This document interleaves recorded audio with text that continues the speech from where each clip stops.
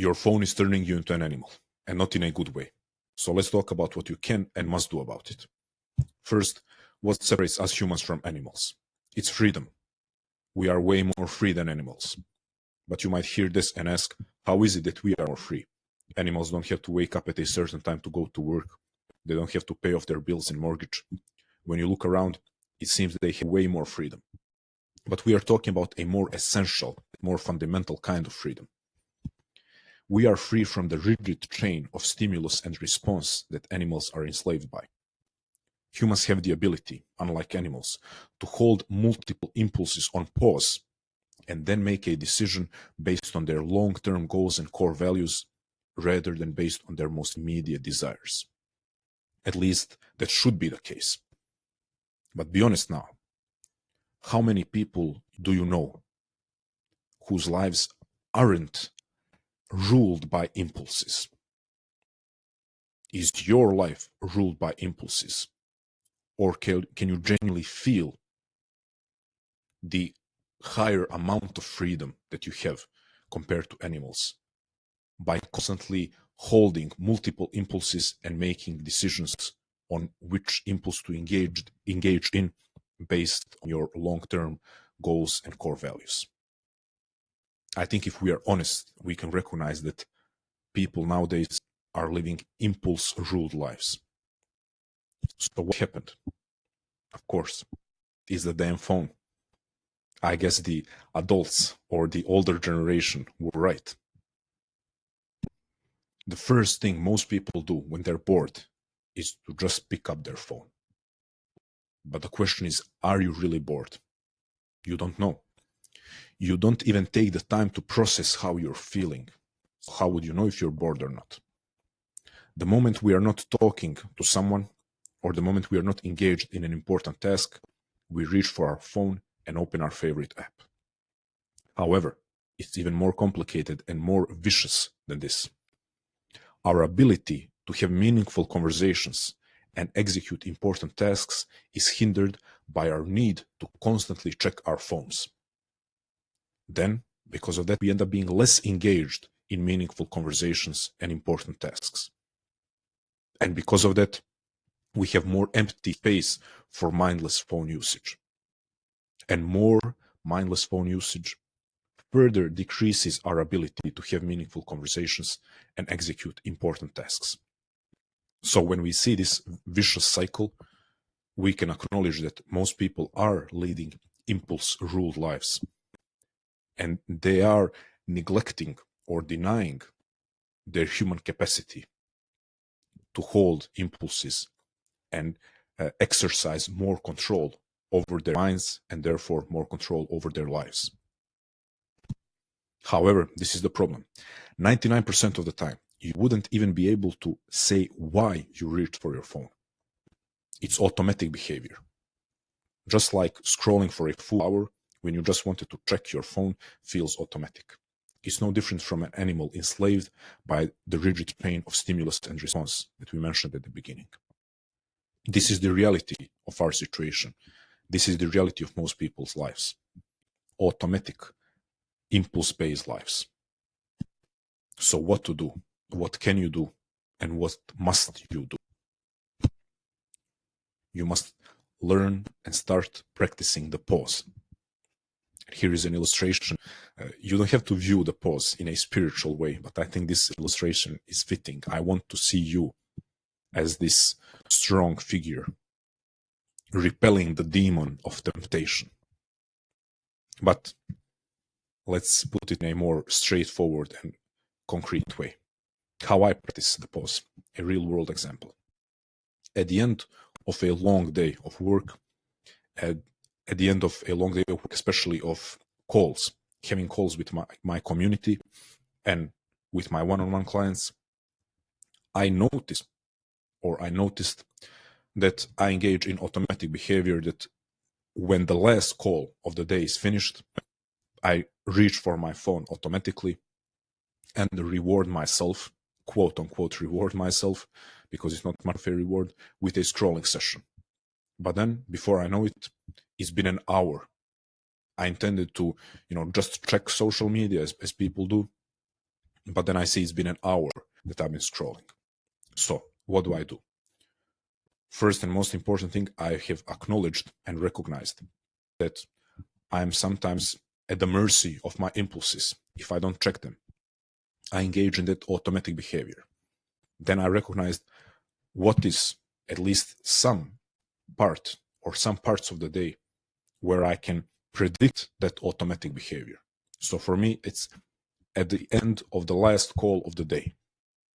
As soon as the last call of the day is finished, I've noticed the pattern of reaching for my phone. So acknowledge my automatic behavior, recognized at least those moments in the day where I can predict this automatic behavior, this self-destructive pattern, and then I interrupt it. I practice the pause. So what I do is at the end of the last call of the day, I immediately engage in one of three things. Some stretching, as you see on this somewhat thirst trapping photo. I do some conscious breathing, or I send a message or call one of my loved ones to check in with them. And when I say immediately, I mean immediately. The very second the last call of the day is finished, I jump into one of these activities. And then after that, I can even allow myself to do some scrolling, but I will do it intentionally. I've interrupted the pattern, I've practiced the pause, so then I can make a conscious decision to go on social media. But I'm the one making the decision. I'm one controlling the impulse. I'm the one controlling what I'm going to do and for how long. And yeah, maybe it's going to be 10 instead of 5 minutes as intended. Maybe it's going to be 15 minutes instead of 5 minutes as intended. But it's not going to be automatic brainless behavior where I end up scrolling for an hour. So it's practicing the pause, acknowledging automatic behavior, noticing the pattern, interrupting the pattern, practicing the pause. And when we say the pause, now you can see from this example that the pause doesn't have to be you sitting and meditating, although some could interpret conscious breathing as a form of meditation, but you can do pretty much anything. Anything that is better and more constructive than the self-destructive, self-defeating pattern that you otherwise would engage in. So, how can you practice this? I would like for you to, first of all, ask a couple of questions to yourself. First, what is a recurring moment in my daily life where I tend to get lost in the automatic response to my impulses? So something similar to my last call of the day or the end of my last call of the day. Can you notice a recurring moment? Then, what are the activities appropriate for the usual setting of that moment that I could use to create a pause between the impulse and response? So this is an interesting question because if my last call of the day was happening in a co-working space, then it's not appropriate to, after the call is done, to just drop on the floor and start stretching in a co-working space or in office. So conscious breathing would be way more appropriate, or stepping out of the office and calling a loved one would be more appropriate. So because you want to plan in advance, not try to come up with the activity once the moment comes to engage in it, because you want to plan in advance, it's good to start thinking about what activities are appropriate for the usual setting of that recurring moment. Then, if the recurring moment is fixed in time and part of my schedule, would I benefit from setting an alarm or right after it ends?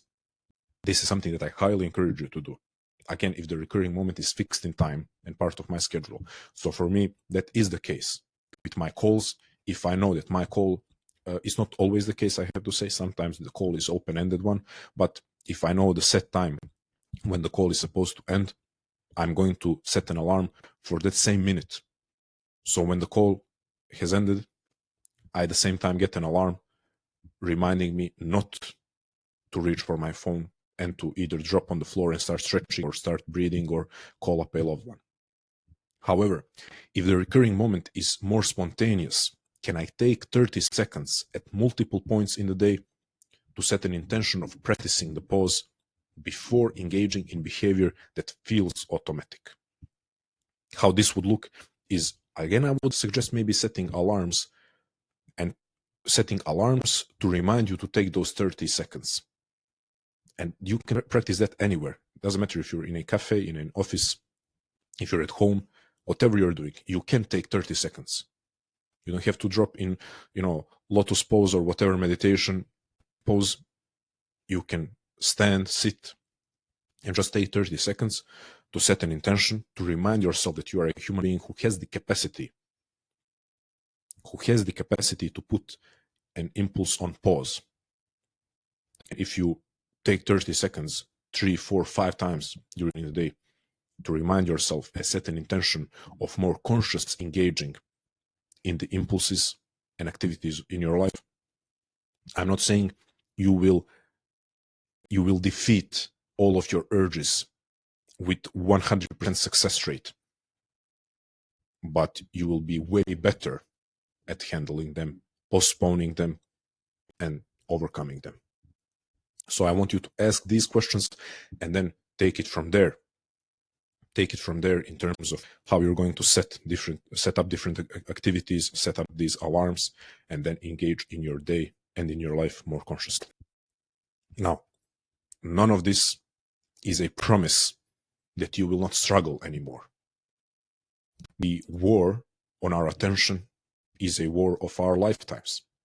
I believe us humans who are living today are going to have to tend and contend with this as long as we are alive. It's not going anywhere.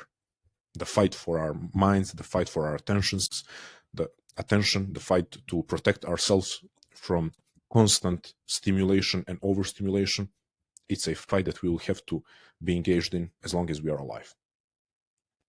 But this is a promise that you will reclaim your strength slowly but surely. So, although it's not a promise that the struggle will end, I see no more straightforward way of reclaiming our humanity than practicing the unique human ability to pause, reflect, and make a conscious choice. So, I guess in some way you already started practicing that human ability by listening or watching this until the end. So I thank you. I thank you for practicing the human ability because we need it. We need as many humans as possible to reclaim their human powers. And of course, thank you for your time and attention.